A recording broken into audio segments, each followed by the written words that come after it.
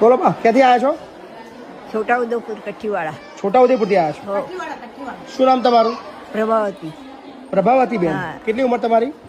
મારી 80 વર્ષ થઈ ગયા છે. કોણ છે તમારા ઘરમાં? કોણ કોણ છે? 2 છોકરાને એ બધા જુદા રહે, હું અહીં જુદી રહેતી હતી. મકાન ઘર નહોતું, વેચી દીધું ને બધાને ભાગ આલી દીધા. મકાન તમારું પોતાનું હતું? હા. એ વેચી નાખ્યું હો અને બધાને ભાગ આપી દીધા? આલી દીધા બધા. કોઈ રાખતું નહીં તમને અત્યારે? ના કઈ. દીકરાઓ છે તમારા? 2 દીકરા ને 2 વહુઓ છે. 2 દીકરા 2 વહુઓ છે. શું કહે છે લોકો?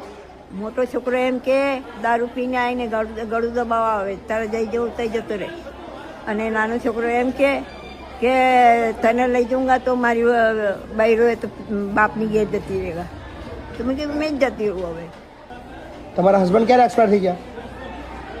20 વર્ષ થઈ 20 વર્ષ થયા. હા. છોકરાઓને મોટા કર્યા? હા, મોટા કમાતા કર્યા, બનાયા, ગળાયા, પહેણાયા.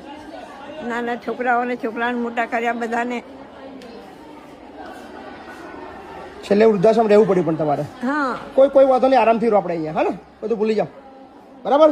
જે થઈ ગયો યાર, શાંતિથી આરામથી રહો. બરાબર ને? ચિંતા નહીં કરતા. હા, બસ તમે છોકરા બરોબર ઘણું ગમે. મેં છોડ દીધું બધું ભૂલી જાઓ. ત્યાંની દુનિયા બધી ભૂલી જાઓ. હા, ત્યાંની દુનિયા મગજમાંથી કાઢી નાખો. હવે અહીંયા શાંતિથી રહેવાનું તમારે. બરાબર? હવે રડવાનું નહીં પણ. હા ને, અહીંયા જરાક પણ રડવાનું નહીં, મસ્ત રહેવાનું. બરાબર? હવે રડશો નહીં. ચલો હડો. હા ને, બે જાઓ.